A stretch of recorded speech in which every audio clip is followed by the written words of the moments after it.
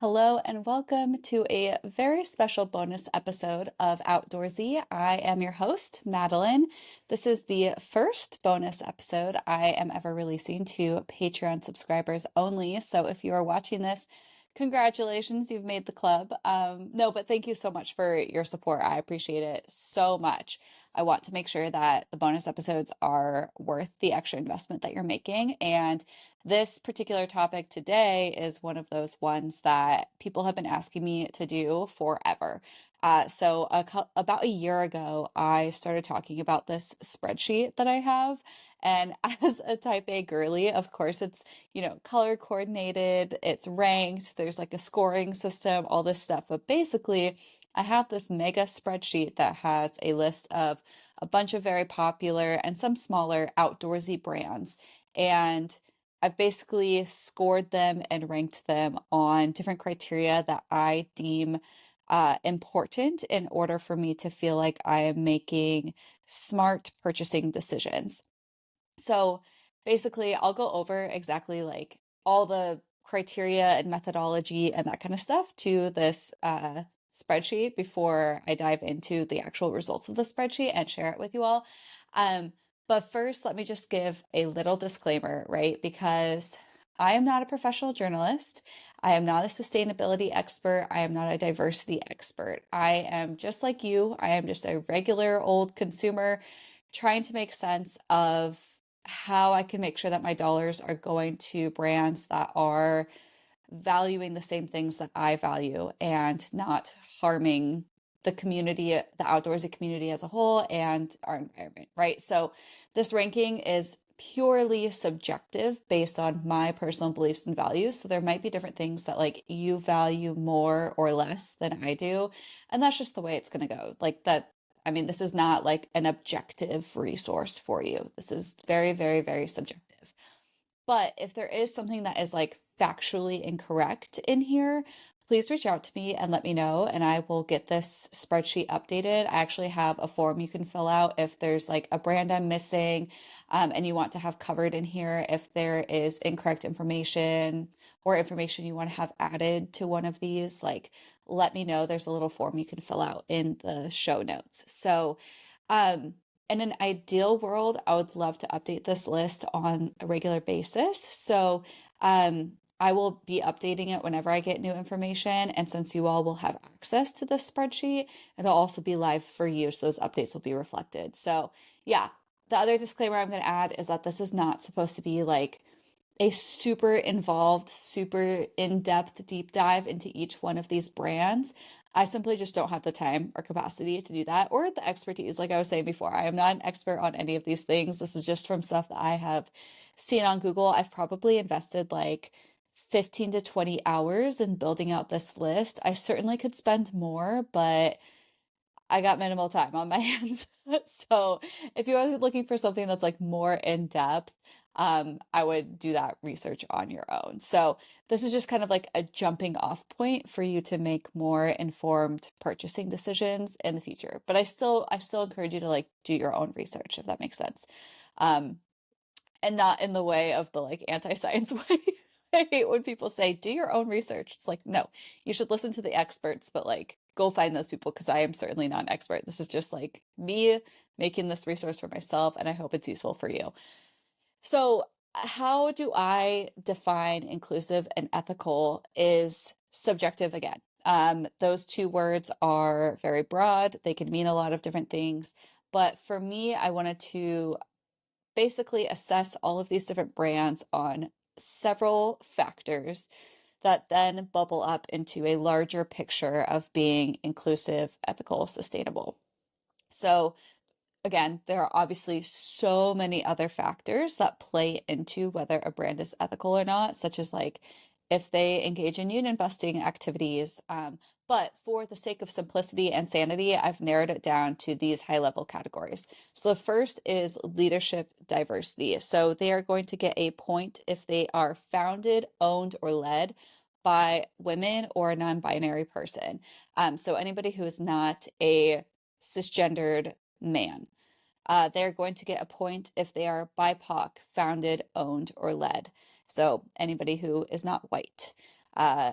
The reason why these two criteria are important to me is that the outdoorsy industry has heavily favored and platformed cisgendered white men. And so I want to platform and uplift brands that are led, founded, owned by people who are outside of that fold. The other piece that is really the other criteria that's important to me is size inclusivity. I personally am not plus size. I can basically walk into any store and try on something in my size and shop almost anywhere online. That is such a privilege and such a luxury that not everybody has. So I want to invest my dollars in brands that are investing in plus size and size inclusive options because even though it doesn't directly affect me, it's still so important. There are so many people in larger bodies that need equipment that is safe and going to keep them comfortable in the outdoors. And the fact that so many of these brands don't prioritize that is like mind blowing to me. They're just like leaving money on the table. So, I want to prioritize supporting brands that have already invested in size inclusivity. And the way that I'm ranking that is like if they go above a 3XL. I know that is not entirely inclusive because, ideally these brands would go up way more than that. And XL sizing is different than like numbered sizing, and everybody does sizing different. But again, trying to like simplify this as much as possible, I just in my mind decided, okay, if it goes up more than a 3XL, then they're doing better than most brands. The other criteria that I'm judging them on is inclusive marketing or diversity in their marketing. And this goes beyond just showing different genders and different races, because I feel like most brands have got those two things covered relatively well. I'll talk about a couple brands that are still struggling in that area, but I also want to see bigger bodies. I want to see people who have disabilities. I want to see old people. Like, I want to see different types of people, not just different races and genders. And I want to see different gender expressions too represented, like not just people who fit into the binary. So I don't see that a lot. And when I do see it, it is so refreshing because everybody wants to see themselves represented in the media that they're consuming and in the brands that they're supporting.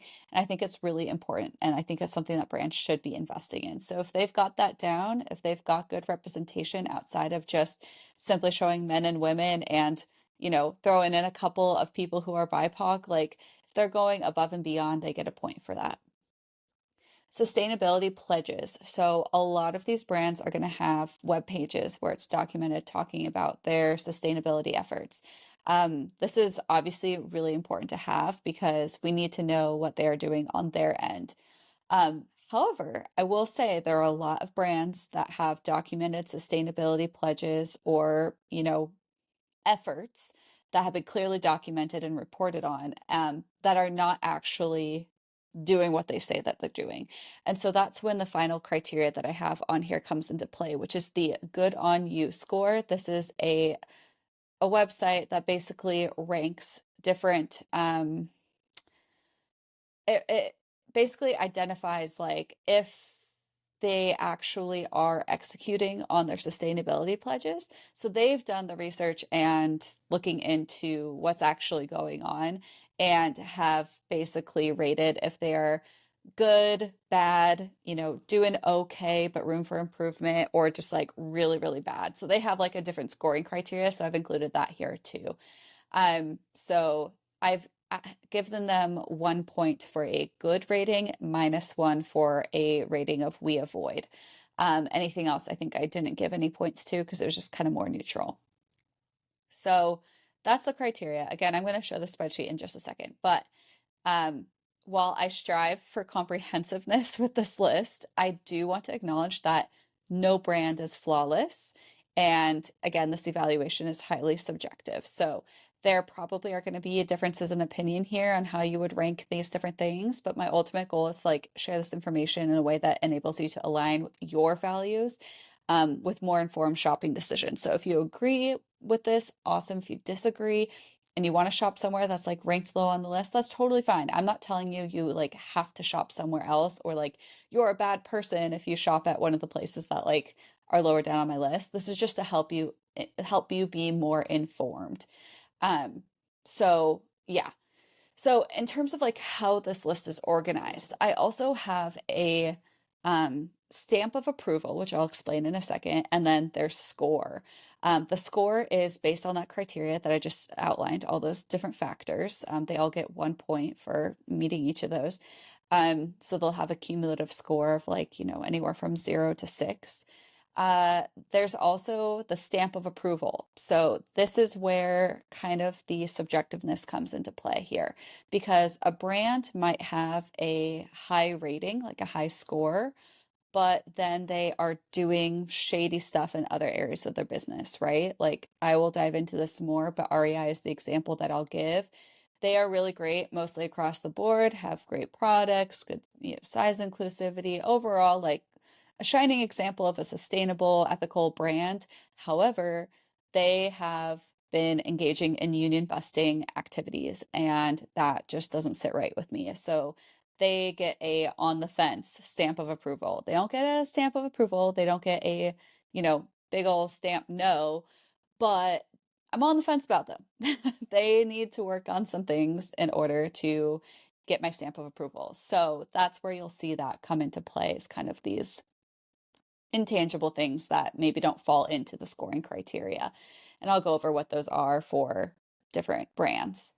Um, yeah, so basically I went through, and this is not an exhaustive list of every outdoorsy apparel company in the world. If you feel like something is missing from this list, again, submit that form. But yeah, I think that is it. Yeah, so I guess we can just dive into it. So I'm going to share my screen so you can all see the spreadsheet itself, and you can see how crazy I am with organizing this thing. And I'm going to share my window because I'm going to tab over to some of the other brands. That's why I have like a million tabs open. So don't judge me on this. But hopefully this is large enough so you all can see. But you can see how this is listed out. We've got the brand name, stamp of approval, score, things we love about them, concerns, all these checklists, and the good on you rating. So I figure we can just go through this. Girlfriend Collective checks all the boxes across the scoreboard, as you can see, and their good on you rating is good. So they get a perfect score here. Like, good job, Girlfriend Collective. Let me find the tab that I have open for them. I should have organized this better. But Girlfriend Collective, they mostly specialize in athletic wear. I have a couple of their pieces, and they are just so high quality and amazing.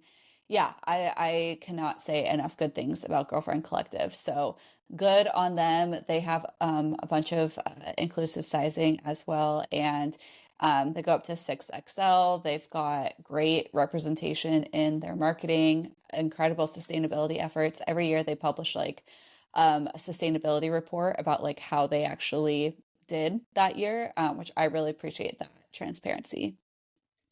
Wondery, you have probably heard of Wondery before because they make really great hiking pants, but they have a bunch of other great clothing and stuff too, like really, really cute stuff, very functional as well. I don't have any of their stuff yet, but I have heard nothing but good things about them. And they also rank really highly across the board. So they've got perfect scores across the board. The only thing was they didn't have a good on you rating, so I can't speak to like how well they're executing on their sustainability pledges, but we can just hope that they're doing well and keep them high up on this list because I would love that. Alter Apparel, I have talked about them endlessly on my channel. I'm actually wearing one of their fleeces right now. Their stuff is my favorite outdoorsy stuff that I've ever owned. It's so comfortable. It fits so nicely. It's very thoughtfully designed. And yeah, I love everything that they do. They've got pretty incredible sustainability efforts as well. Um, they're founded by women, owned by women, like created by women for women. Yeah, I just think they're great. The only thing is their good on you rating isn't like super good, but honestly, not very many people get the like good rating. So I think that they're doing a great job. I know they're struggling a little bit right now, so I would highly encourage you check out their fall lines. It's just they do such a good job. I love their stuff. I have so much of their stuff. I have three of their hiking pants, one pair of their overalls, and the sweatshirt. And I just wish I had literally all of their stuff. So go support them. They're amazing. I put Outdoor Afro on here. They are not like actually an apparel brand or an outdoorsy brand necessarily. They are more of an organization, but they do a bunch of brand partnerships. So they have like partnerships with all these different brands. They have stuff at REI. I don't know if that will click through, but they have like really cool, colorful hiking pants and lots of great products that you can buy at all these different stores. So I wanted to include them because for the most part, they are fantastic. I check them as size inclusive, but it does depend on their distributor, of course. And same with the good on you rating and that kind of thing. But definitely whenever you see like a co-branded thing by Outdoor Afro, I highly recommend you check them out because it's good quality and you're supporting a good organization. Alpine Parrot, they're great across the board. The only thing was I could not find anything about their sustainability efforts online. They didn't have anything on their website. They did not have a good on you rating. I'm not really sure why that's not anywhere because their whole mission is like bringing inclusivity to the outdoors. So I feel like talking about sustainability would be right up their alley. So I would encourage them to publish something. Yeah, they only carry size 14 to 30. They don't carry anything else for straight sized people, which I think is so awesome. So like I can't shop here, but that's fine. I would buy their accessories and stuff so that I can support them because it is so hard for people in plus size bodies to find outdoorsy gear that actually fits them and is also cute as hell. So definitely support them. Highly recommend. I've heard good things from my plus size friends about their pants and shorts. So yeah, check them out. Lucy and Yak, they are technically like not an outdoorsy brand, but oh, I already have them open here. They have like a lot of really cute, colorful stuff that I wear in the outdoors. Like their overalls are my favorite thing in the entire world, and I will wear them all day, every day. So they definitely are more on like the fashiony side of things, but their clothing is very durable and very comfortable, and I love wearing it in the outdoors. So that's why I included it on this list because I love their stuff and I wear it in the outdoors. So like, yeah, let's put them on the list. They rank highly across the board for literally everything except for being BIPOC founded, owned, or led, which is phenomenal. And their sustainability activities and pledges and actual like following up on those promises is top tier. So amazing. Then Big Bud Press is actually super similar to Lucy and Yak. They again are not like exclusively an outdoorsy brand. They just have really cute clothes that you can wear in the outdoors. So I included them here too. I just again overalls all day, every day. Love it. And the other thing I love about them is they have colorful stuff. Like I've talked about this with some other people, other creators, like so many outdoorsy brands don't have colorful options. So it's always like really fun when you do find a brand that carries stuff that is functional and colorful. So I really like them and think that they are great. And again, they score great across the board, except they're not BIPOC founded and owned. And then they have the good on you rating, which is like it's a start, which is again Weber's Resupply, they I think are closed right now, and yeah, so they do Weber's Resupply is a small batch apparel company. So I love this outdoorsy clothing because it's just like cozy and comfortable and cute and it's so unique. Um and yeah, it's super cute stuff. Like look at this Halloween drop that they did. Oh my God. Really cute stuff, very, very thoughtfully designed and made and produced. Just so cute. Their stuff is just adorable. I've missed like every single one, every single drop, and I hope one day I finally uh, remember to place an order when they drop because they're just amazing. Um, I will say the only thing there is they are not BIPOC founded, owned, and led, but still like across the board amazing. And then they didn't have a good on you rating, but I think that's just because they're such a small brand. So that's totally fine too. Usually when they're a small brand, you can trust that they're following up on their sustainability pledges. Title IX. I was shocked to see this on here. Oh my God, sorry, there's so many pop-ups. I was shocked to see this on here. Um, because Title IX, growing up, I used to get their catalog in the mail, so I always like associated Title IX with like old lady clothing because I was like, my mom is buying this. Not that that's a bad thing. It just is like in my mind what I associated with. So for it to rank so high on this list, I was delighted and like very pleasantly surprised. And then I went onto their site and I was like, wait, the stuff is really cute. Like they have really cute products. I don't know why it never popped up onto my feed, why I never like thought about them. I don't know. I just like look how cute this stuff is. And it's like fun prints and colorful and yeah, I like their stuff a lot and they scored really well across the board as well. They didn't have a good on you rating, but yeah, overall pretty amazing. Next up is Wild Rye.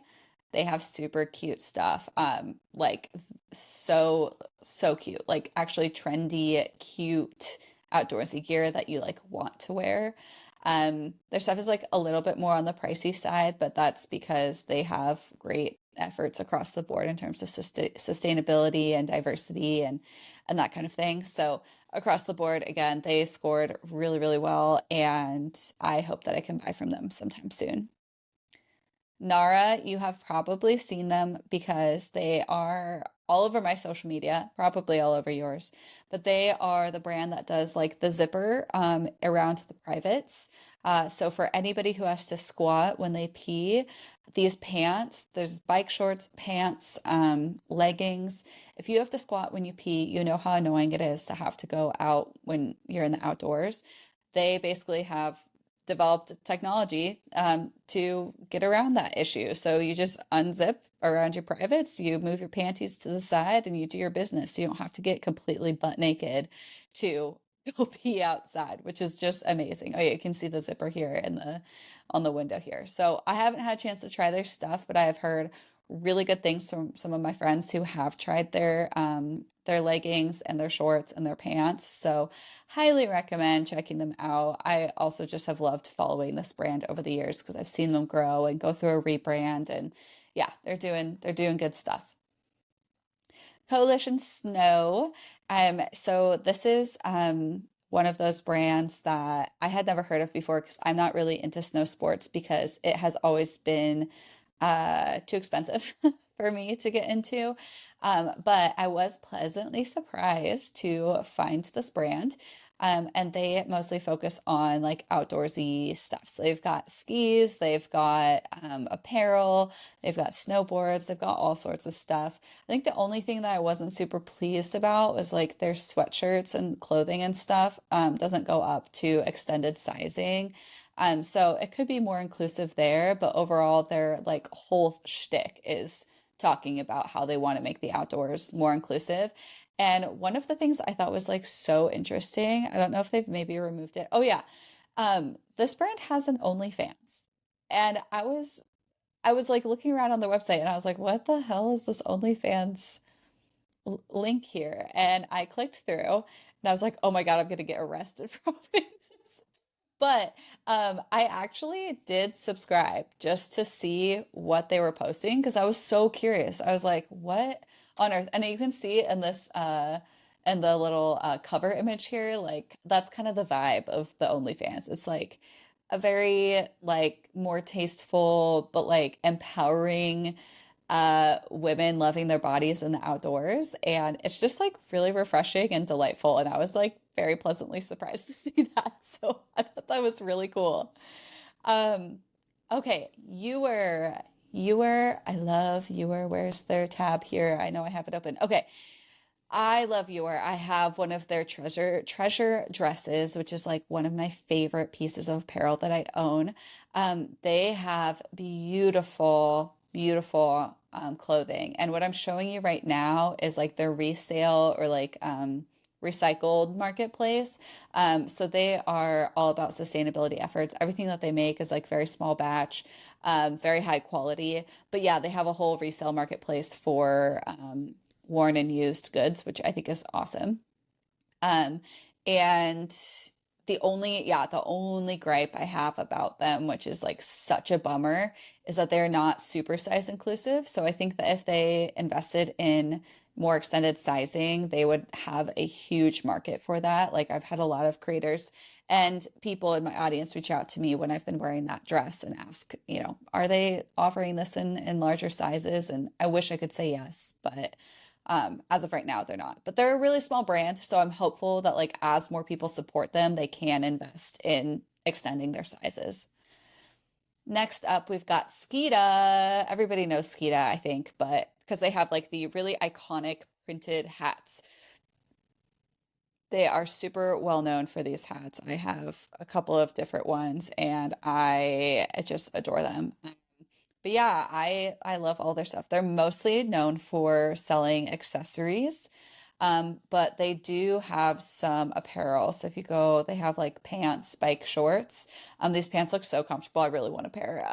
But the only gripe I have is that they don't go up to very inclusive sizing. So I really wish they would. Like, that's such a bummer. But again, they mostly focus on accessories. So like, I'm not very surprised to see that they don't have extended sizing on their apparel yet. I'm hopeful that that will come eventually. Now we got Prana. I think that's how you pronounce it. I truly don't know. If I am incorrect, I will not be looking it up and I don't know. But this is like an athleisure brand. So like kind of trendy athleisure, very similar to Lululemon, which you will know Lululemon is not on this list for a very good reason. They don't even deserve to be on this list, okay? Their previous CEO and co-founders, disgusting. Founder, I think. Disgusting individual. Anyways, let's talk about Prana, not Lululemon. But their stuff is really cute. I think it like is very trendy. It looks very nice. I don't have much of their stuff. I don't have any of their stuff actually, but I know REI carries it. Um, I think that the one thing I would say about them is that if you look at their models, and also if you look at like their marketing too, they don't feature a lot of diversity in terms of like the shape and size of the person that they are advertising. They have a lot of diversity in terms of like different ethnicities being represented, but they don't have a lot of different bodies being shared. They don't have anybody with disabilities being shared. They don't have any older people being shared. It's all like young, very like typically what you would consider outdoorsy looking people here, which is fine. It's just something to know. I just wish that there was more diversity. So I don't know.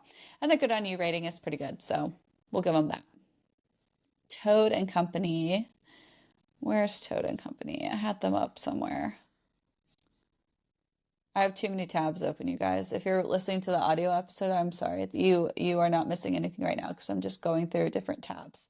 Oh, okay. So here's Toad and Company. They have such cute stuff. Like, sorry, look at this dress. I want this right now. So cute.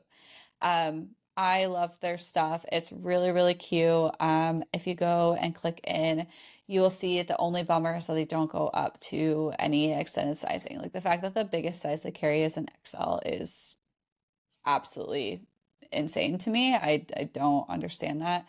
I will give them that they have like great sustainability efforts. They have a resale marketplace, which is always great, but like, I don't know. Come on. Like, it sucks when you see a brand like this that's like making really cute stuff and then it's all straight size people and they don't even offer larger sizes. It's like I don't understand that at all. So cute if you can fit it, but otherwise kind of a bummer. Half Days is another brand you've probably seen all over social media. I'm obsessed with the colors that they offer. Really cute, I would say, similar to like Lululemon style stuff, but they offer everything in like way cuter colors. I wish I could have head to toe Half Days outfits. I'm actually a little bit salty at them because they offered me a collaboration back in the spring. And I was like, hey, I'm about to get surgery, so like maybe we can collab later. And also like pink is my favorite color. And they were just about to come out with like all this pink stuff. So they were like, oh yeah, we'll reconnect when we do our big drop for all the pink cute stuff. And then they never reached out to me. And I like followed up a couple times and they never got back to me. So I have like a little chip on my shoulder for them, but I love their clothes. I think it's just because I like look how cute, so much pink. Love their stuff. I think the only other thing to hear again, which is like what we're seeing over and over, is that their marketing and what you see, it lacks a level of diversity here. There's definitely much to be desired in terms of like the type of bodies that they're showing in their clothing. But part of that is that they only go up to a 2XL. So like, of course, they're not going to be showing like anybody larger than that. But I wish they would show more different types of bodies, even that fit into their sizes. I don't know. Just my thought. Kari Tra, I don't know if I'm pronouncing this correctly, but they are also a female outdoorsy brand and they have really cute stuff. And I have the hat that I'm wearing in like all of my profile pictures is from them. Cute stuff, out like very colorful stuff. They've got great sustainability efforts. Really, really, really love the design of their clothes. It's just so unique and so cute. The only thing that I have against Kartra is that, well, they lack size inclusivity. That's one. But the other thing is they posted a bunch of stuff this past like spring and like early spring, late winter, posted a bunch of videos of them at this event and like nobody was wearing helmets. They were all skiing and doing stunts and stuff, and nobody was wearing helmets, which I think is just like a crazy thing to do.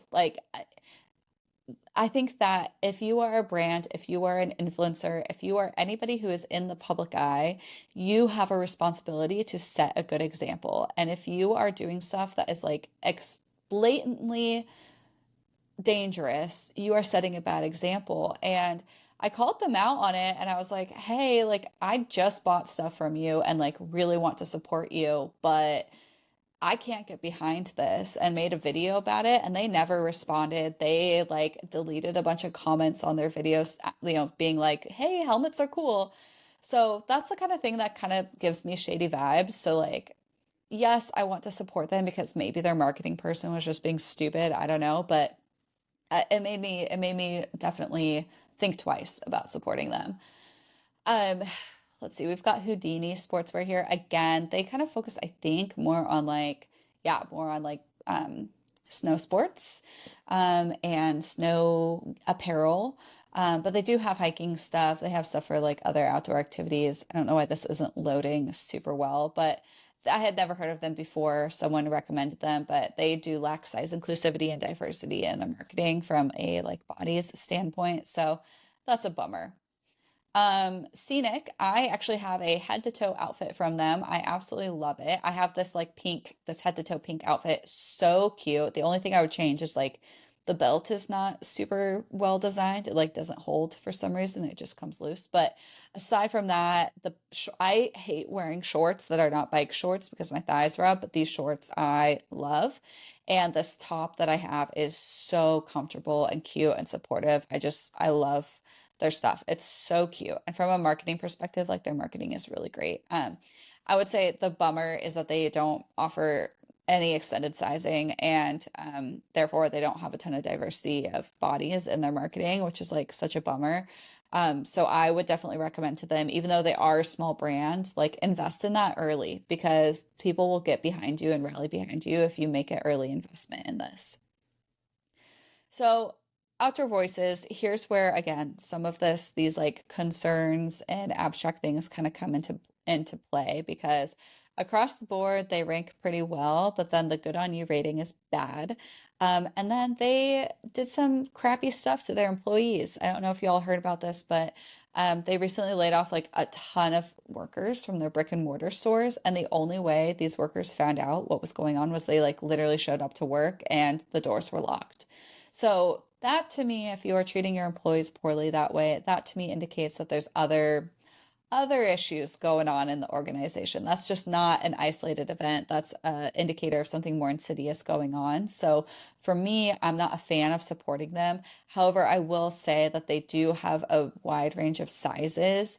And so I know a lot of people who do look for brands that have size inclusivity. Outdoor Voices is a good option. But yeah, sometimes that stuff where it's like, oh, you're treating your employees terribly and you're doing shady stuff, it makes me not want to support them financially. I have noticed the Reckless on here, and I honestly am not sure what to make of them. Somebody recommended I add them to this list, but there's like not very much information about them out there. So it's hard for me to make a judgment. Like I can't find anything about sustainability commitments. They just have some one size fits all sizes, but then most of it's not size inclusive, not a bunch of diversity in their marketing. I don't really know what's going on with this brand. I actually don't even think I pulled it up in another tab, but yeah, I don't know. That's one of the ones where I'm like, it's on the list, but I don't really know. It's founded by a woman, so they get 1 point. Patagonia. Okay, we everybody loves Patagonia. Everybody knows Patagonia. They offer great extended sizing. They have gender neutral product lines. Their sustainability efforts are like top tier. Like they actually walk the walk that and like talk the talk. They do what they say they're doing. So they are incredible. I have heard anecdotally, and this is the case for a couple of different brands, that their extended sizes aren't actually that great. So like for people who do live if in plus size bodies have like said that it's not the best quality. So definitely check that out and make a decision for yourself. But overall, they get a stamp of approval. Um, then let's see, outdoor research. Kind of similar. They have like, robust plus size selection. They've got concrete sustainability efforts, but they don't meet some of this other criteria. So like when we think about prioritizing, female founded, owned and led, BIPOC founded, owned and led, um, brands, they're not. So like there's other brands you can support over outdoor research. Like they're great in terms of sustainability and like size inclusivity, but other brands have more things going for them. So that's why they're kind of like middle of the pack. I would say same thing with Parks Project. That's the next one on here. They are incredible by way of sustainability efforts. However, they are not like minority owned. They don't have any size inclusivity, which is wild to me considering, how much of an effort they make on sustainability. You would think they would also value this as well. So they've got room for improvement. Now, as we get down into the on the fence brands, I want to again state that these are just my personal opinions. I think all these places just have like areas to improve, and the good on you rating is a big piece here as we get down further. But then there's also some other intangibles. So REI, I already used this as an example. REI, amazing sustainability efforts, great with size inclusivity, great with the diversity in their marketing. Um, they have a not good on you rating, but the biggest issue I have with REI is their union busting activities. They are just like refusing to come to a deal with their unions and to sign a contract. And it is crazy to me because they preach being like this incredibly progressive company and yet engage in this behavior. So I have a really hard time supporting them. I have had like collaborations with them because I am a small creator and REI is such a big name. So for me and my business, I have worked with them, but in terms of like spending my own hard-earned cash on their stuff, I would rather go directly to the brands that they carry and spend my money there. Like Prana is a really good example. So, you know, they do a lot of really good stuff by way of sustainability and like the co-op is cool and there's all these other great things going for them, but not supporting unions and actually engaging in union busting behavior is like not great. And I will just for legal purposes, this is all alleged. This is all alleged union busting activities. Um, okay, next up we have LLB in Columbia, Land's End, Eddie Bauer. These kind of like all fall into the same thing where it's like they're great by way of size inclusivity, diversity, and their sustainability pledges. But in terms of like their good on you rating, not great. And then I have heard anecdotally, like Columbia, for example, I've heard that their plus sizes, like that they carry, are actually kind of poorly made. Like they just kind of fall apart. So that to me indicates that, like, sure, maybe you are carrying sizes in a range of options, but if you're not making sure that the quality of your extended size products are just as good as your straight size products, like you need to reinvest in that. So, you know, these kind of all lump together. I don't know. Um, Virgin Outdoor, I actually have never heard of this company before, but someone recommended I add it to the list.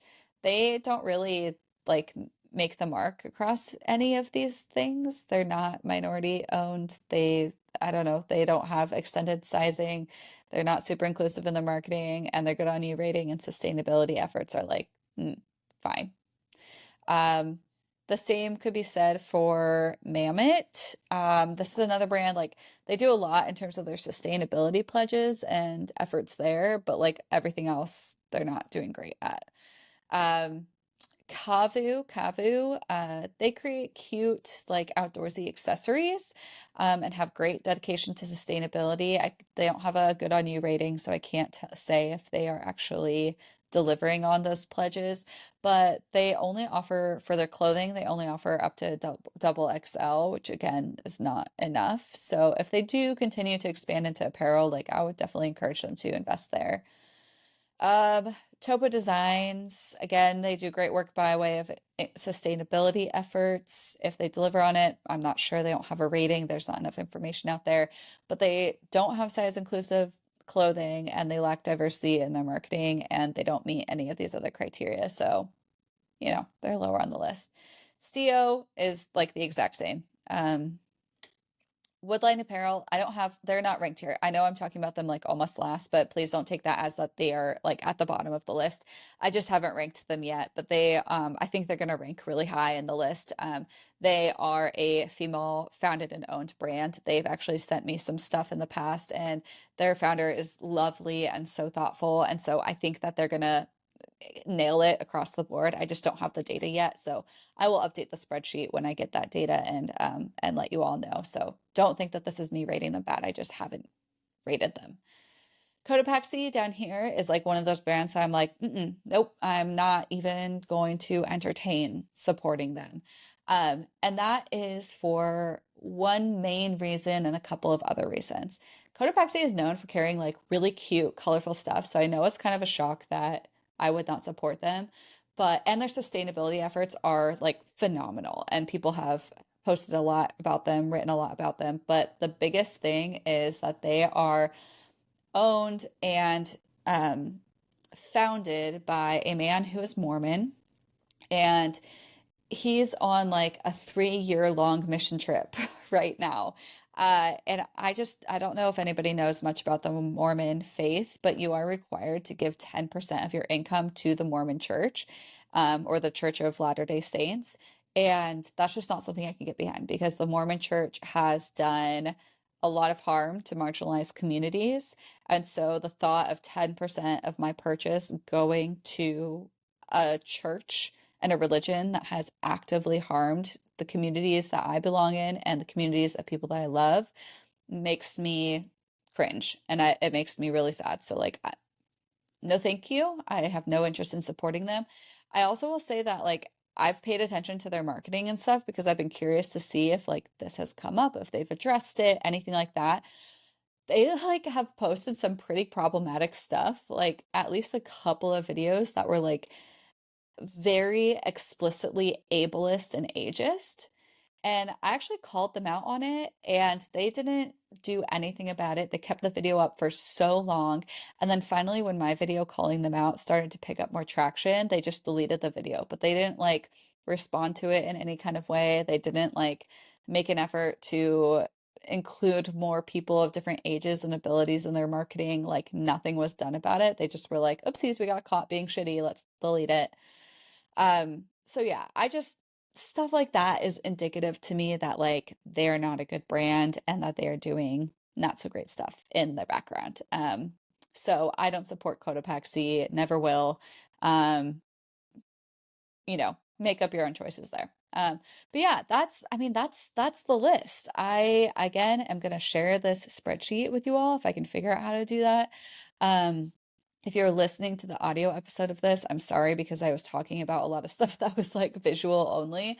But yeah, thank you all so much for being subscribers to the Patreon. I am so appreciative of you. Truly, your support means the world to me.